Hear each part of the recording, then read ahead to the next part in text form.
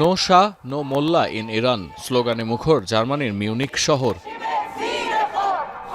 গোটা বিশ্বের প্রতিরক্ষা ব্যবস্থা নিয়ে যখন জার্মানির মিউনিখে চলছে ৬২তম নিরাপত্তা সম্মেলন, তখনও আলোচনার কেন্দ্রবিন্দুতে ইরানের সাম্প্রতিক সরকার বিরোধী আন্দোলন। শুক্রবার সম্মেলনের সাইডলাইনে বৈঠক চলাকালে ভেন্যুর বাইরে উপস্থিত হন পৃথিবীর বিভিন্ন প্রান্ত থেকে আসা পাহলভি বিরোধী ইরানিরা। তারা জানতেন এ সময় ভেন্যুর ভেতরেই অবস্থান করছেন ইরানের নির্বাসিত যুবরাজ Reza পাহলভি।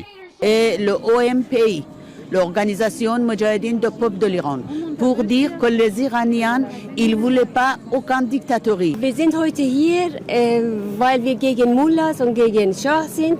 Wir haben 1979 eine Revolution gemacht. বিক্ষোভকারীদের দাবি, খামেনি কিংবা পাহলভি আর কোনো স্বৈরশাসককেই দেখতে চায় না ইরান। তাই শাহ বা মোল্লা নয়, গণতান্ত্রিক পদ্ধতিতে নির্বাচিত সরকার ছাড়া ইরানের চলমান সংকট কাটবে না বলে মনে করেন ভিনদেশে বসবাসরত ইরানিরা। শুক্রবারের এই বিক্ষোভে প্রায় ৩,০০০ ইরানি অংশ নিলেও শনিবার ১ লাখ মানুষকে নিয়ে মহাসমাবেশের ঘোষণা দিয়েছেন আয়োজকরা। এদিকে ভেন্যুর বাইরে যখন বিক্ষোভ চলছে, তখন সম্মেলনে দেয়া বক্তব্যে নির্বাসিত নেতা রেজা পাহলভি জানিয়েছেন ক্ষমতার প্রতি কোনো লোভ নেই তার। ইরানে গণতান্ত্রিক শাসন ব্যবস্থা প্রতিষ্ঠার জন্য কাজ করতে চান তিনি। সম্মেলনের সাইডলাইনে ইউক্রেনের প্রেসিডেন্টের সঙ্গেও দেখা করেছেন নির্বাসিত এই যুবরাজ।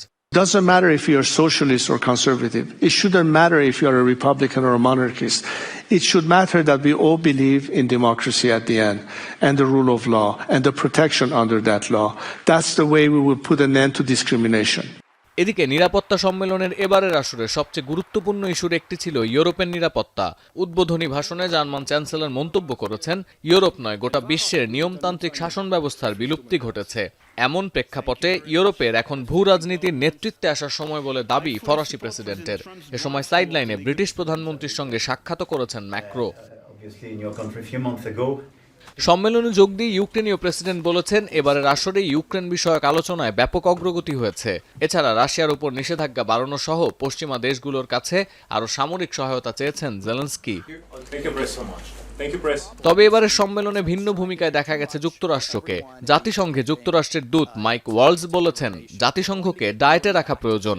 বরাদ্দ কমানো নিয়ে এমন মন্তব্য করায় সম্মেলনের মধ্যেই মাইক ওয়ালসের সঙ্গে বাকবিতণ্ডায় জড়িয়েছেন ইইউর ফরেন পলিসি কমিশনার। আর এ সময় চীন ও সিরিয়ার পররাষ্ট্রমন্ত্রীর সঙ্গে ভিন্ন ভিন্ন সেশনে বৈঠক করেছেন মার্কিন পররাষ্ট্রমন্ত্রী। বেইজিং ওয়াশিংটন দ্বিপক্ষীয় সম্পর্ক উন্নয়নের বার্তা এসেছে বৈঠক থেকে। আর যুক্তরাষ্ট্রের সঙ্গে মিত্রতার বিষয়টি পুনর্ব্যক্ত করে জাপানের প্রতিরক্ষা মন্ত্রী বলেছেন, ইন্দো প্যাসিফিক ও ইউরোপের নিরাপত্তা একই সূত্রে গাঁথা।